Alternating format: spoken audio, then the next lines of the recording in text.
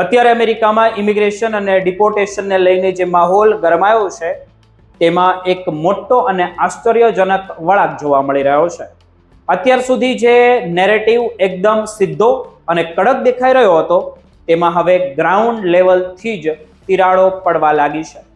ખાસ કરીને ફ્લોરિડા જેવા રાજ્યમાં જ્યાં ઇમિગ્રેશનના નિયમો આખા દેશમાં સૌથી વધારે કડક માનવામાં આવે છે, ત્યાંના જ શેરીફ એટલે કે ઉચ્ચ પોલીસ અધિકારીઓએ હવે માસ ડિપોર્ટેશનના અભિયાન સાથે પોતાની અસંમતિ જાહેર કરવાનું શરૂ કર્યું છે. આ પોલીસ અધિકારીઓનું શું કહેવું છે? તે કહે છે કે તમામ અનડોક્યુમેન્ટેડ ઇમિગ્રેન્ટ્સને એક જ કેટેગરીમાં મૂકી દેવામાં આવે તે બિલકુલ પ્રેક્ટિકલ એટલે કે વ્યવહારુ નથી. અને આ જ વાત આજે આપણે વિગતવાર સમજવાની છે કે આખરે કેમ કાયદો લાગુ કરવાના જે અધિકારીઓ જ હવે આ નિયમો પર ફરીથી વિચાર કરવાની માંગ કરી રહ્યા છે. ફ્લોરિડામાં લાંબા સમયથી ઇમિગ્રેશનને લઈને ખૂબ જ આક્રમક વલણ અપનાવવામાં આવ્યું છે અને ત્યાં સ્ટેટ લેવલ પર પણ કડક પગલાઓ લેવામાં આવતા રહ્યા છે. પરંતુ હવે ત્યાંના ઘણા શેરીફ એવું કહી રહ્યા છે કે અત્યારનો જે અભિગમ છે તે એટલો બધો વ્યાપક બની ગયો છે કે તેમાં એવા લોકો પણ પીસાઈ રહ્યા છે જેમણે ક્યારેય કોઈ મોટો ગુનો કર્યો જ નથી. અધિકારીઓ રોજબરોજ ગ્રાઉન્ડ રિયાલિટી જુએ છે અને તેમનું માનવું છે કે ઘણા એવા લોકો છે જે ભલે કાયદેસરના દસ્તાવેજો ધરાવતા નથી પણ તેઓ વર્ષોથી ત્યાં રહીને મહેનત કરી રહ્યા છે, ટેક્સ ભરી રહ્યા છે અને પોતાની ફેમિલી સાથે શાંતિથી જીવન પણ તે સારી રીતે વિતાવી રહ્યા છે. આવા સંજોગોમાં જે લોકોએ માત્ર ઇમિગ્રેશનના નિયમોનું ઉલ્લંઘન કર્યું હોય પણ જેમનામાંથી સમાજને કોઈ જોખમ નથી તેમને અને રીઢા ગુનેગારોને એક જ લાકડીએ હાંકવા તે યોગ્ય ન ગણી શકાય. એટલા માટે જ હવે આ અધિકારીઓ ફેડરલ લેવલ પર એક એવી ગાઈડલાઈન માંગી રહ્યા છે જેમાં સ્પષ્ટતા હોય છે કે કોને ટાર્ગેટ કરવા અને કોને નહીં. જો આપણે કાયદાકીય પાસાને સમજીએ તો અમેરિકાના ઇમિગ્રેશન કાયદા મુજબ જો કોઈ વ્યક્તિ પાસે પ્રોપર સ્ટેટસ ન હોય તો તે ડિપોર્ટેશનને પાત્ર છે જ. પણ અહીં સૌથી મહત્વની વાત એજન્સીઓના પાવરની છે. એટલે કે એન્ફોર્સમેન્ટ એજન્સી પાસે એ સત્તા હોય છે કે તેઓ કોને પ્રાયોરિટી એટલે કે પ્રાથમિકતા આપે.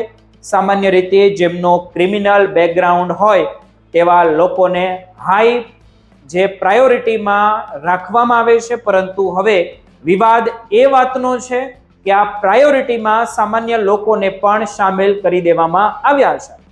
શેરીફનું કહેવું છે કે જો દરેક વ્યક્તિ પર એક સાથે એક્શન લેવામાં આવશે તો મોટું નુકસાન પણ થઈ શકે છે, જેમાં એવા લોકો પણ લપેટમાં આવી જશે જેઓ કોઈ ગુનાહિત કોઈ ઇતિહાસ ધરાવતા જ નથી. હવે જો આપણે ભારત અને અન્ય દેશોના લોકોના દ્રષ્ટિકોણથી જોઈએ તો ભલે ઇન્ડિયન કોમ્યુનિટીનો મોટો ભાગ કાયદેસર રીતે અમેરિકામાં છે પણ જ્યારે આવા મોટા પોલિસી ચેન્જ આવે ત્યારે તેને અસર પરોક્ષ રીતે દરેક ઉપર પડતી હોય છે. આવા કડક વાતાવરણમાં ડોક્યુમેન્ટેશન અને સ્ટેટસની સ્પષ્ટતા હોવી ખૂબ જ જરૂરી બની જાય છે. જો તમારા કાગળિયામાં જરા પણ ખામી હોય તો મુશ્કેલી તમારી વધી શકે છે. અમેરિકાની આખી સિસ્ટમ માત્ર કાયદા પર જ નહીં પણ તે કેવી રીતે લાગુ કરવામાં આવે છે તેના પર ચાલે છે કે કાયદો એ જ રહે છે પણ પરિસ્થિતિ મુજબ તેના અમલીકરણની રીત હંમેશા ને હંમેશા બદલતી રહે છે. આ યાદ રાખવું ખૂબ જરૂરી છે. એટલા માટે જ કોઈ પણ ફોરેન નેશનલ માટે અત્યારે જે સૌથી મોટી શીખ એ છે કે તેમણે માત્ર વહેતી વાતો પર ધ્યાન ન આપવું જોઈએ પણ નિયમોને સમજીને ચાલવું જોઈએ. કેટલાક અધિકારીઓએ તો એવું પણ સૂચન કર્યું છે કે જે લોકો ગુનેગાર નથી તેમની સામે ડિપોર્ટેશનના બદલે દંડ અથવા તો અન્ય શરતો મૂકી શકાય જેથી સિસ્ટમમાં સંતુલન જળવાઈ રહે.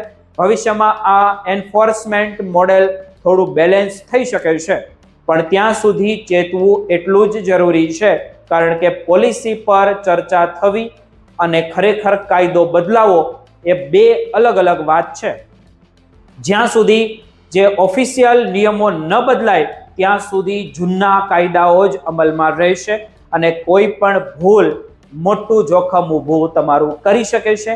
અંતમાં આખો ડેવલપમેન્ટ એ બતાવે છે કે ઇમિગ્રેશન પોલિસી માત્ર પોલિટિકલ નિર્ણય નથી હોતા, પણ તેની પાછળ ગ્રાઉન્ડ લેવલના અનેક પડકારો પણ સામે ઊભા હોય છે. જ્યારે પોલીસ પોતે જ ફેરફારની વાત કરે ત્યારે સમજવું કે સિસ્ટમમાં ક્યાંક મોટી સમસ્યાઓ દેખાઈ રહી છે. તેથી જ દરેક માટે સેફ અભિગમ એ જ પોતાના ડોક્યુમેન્ટ પરફેક્ટ રાખો, સ્ટેટસ ક્લિયર રાખો અને કોઈ પણ અફવાઓમાં તમારે ફસાવાની જરૂર નથી અને કાયદાઓનું પાલન કરો, કારણ કે આ બદલાતા સમયમાં માત્ર સતર્ક લોકો જ સુરક્ષિત અમેરિકામાં રહી શકે છે.